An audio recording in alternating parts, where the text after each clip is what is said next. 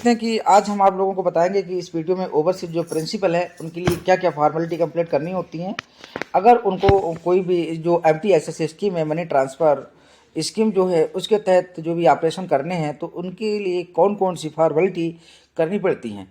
ठीक है, तो इसको टाइम को ना ख़राब करते हुए सीधे चलते हैं कि उसको कौन कौन से एप्लीकेशन के साथ में कौन कौन से डॉक्यूमेंट सबमिट करना पड़ेगा। ठीक है, ये मतलब ओवरसीज प्रिंसिपल्स के लिए। ओवरसीज प्रिंसिपल का हमने पहले मतलब बता दिया था कि ओवरसीज प्रिंसिपल से वो प्रिंसिपल्स होते हैं कि ये एक प्रकार की रेपुटेड मनी ट्रांसफ़र करने की कंपनियां होती हैं जो विदेश में कार्य करती हैं, और वो एजेंसियां क्या करती हैं कि इंडिया में पैसे भेजती हैं। ठीक है, तो इंडिया में पैसे भेजने वाली वो विदेशी कंपनियां होती हैं जिनके साथ में टाई अप होता है, और उनको RBI से अप्रूवल लेना जरूरी होता है। ठीक है, तो अप्रूवल लेने के लिए कौन कौन से डॉक्यूमेंट देने पड़ते हैं प्रिंसिपल ओवरसीज को, तो वो देख लेते हैं यहाँ पे। सबसे पहला तो ये है कि उनका जो रिकॉर्ड है वो गुड ट्रैक रिकॉर्ड होना चाहिए, और एक अथराइजेशन वो लेंगी किससे RBI से एक अथराइजेशन लेंगी, जिसमें ये लिखा रहेगा कि आपको ये अथराइज किया जाता है कि आप ट्रांजैक्शन कर सकते हैं, आप फंड ट्रांसफ़र में अपना भाग निभा सकते हैं, यानी पार्टिसिपेट कर सकते हैं।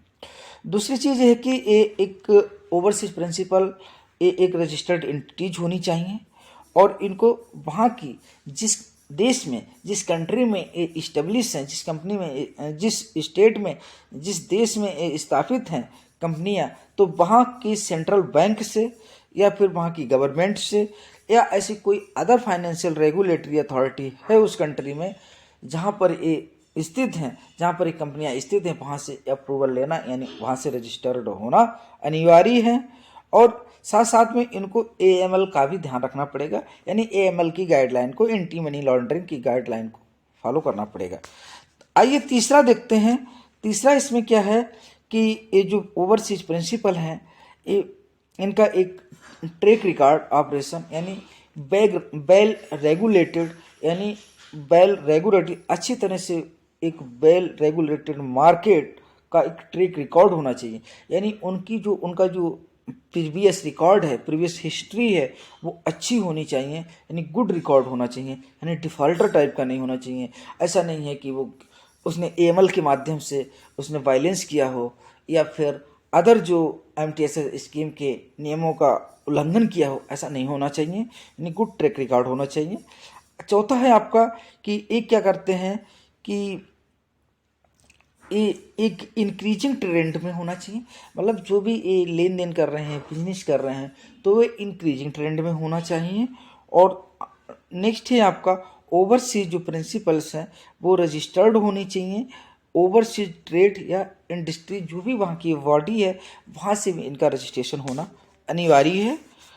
ओवरसीज प्रिंसिपल एक गुड रेटिंग होनी चाहिए, जो इंटरनेशनल रेटिंग एजेंसियां होती हैं उनके द्वारा इनको एक गुड रेटिंग दी जानी चाहिए। और ओवरसीज प्रिंसिपल कम से कम 2 बैंकों से अपनी कॉन्फिडेंशियल रिपोर्ट सबमिट कराएंगे, यानी 2 बैंकों से उनकी एक कॉन्फिडेंशियल रिपोर्ट ली जाएगी, जिसमें ये रहेगा कि इनका प्रीवियस रिकॉर्ड कैसा है बैंक के साथ में लेन देन, ये सारी चीज़ें। The overseas principal should submit a report, मतलब जो ओवरसीज प्रिंसिपल है वो एक इंडिपेंडेंट क्या करेंगे, CA से एक रिपोर्ट भी सबमिट कराएंगे। ठीक है, जिसमें ये रहेगा कि ये एंटी मनी लॉन्ड्रिंग के जो टर्म एंड कंडीशन है, चाहे वो जिस कंट्री में है वहाँ पे, या जिस कंट्री में बिजनेस करना चाहते हैं, जिस कंट्री में भेजना चाहते हैं, यानी इंडिया में अगर वो भेजना चाहते हैं, इंडिया में बिजनेस करना चाहते हैं, तो एक CA सर्टिफाइड उनको इंडिपेंडेंट रिपोर्ट देनी पड़ेगी, जिसमें वो ये रिपोर्ट देगा कि इनका रिकॉर्ड सेटिस्फैक्ट्री है, यानी ठीक है।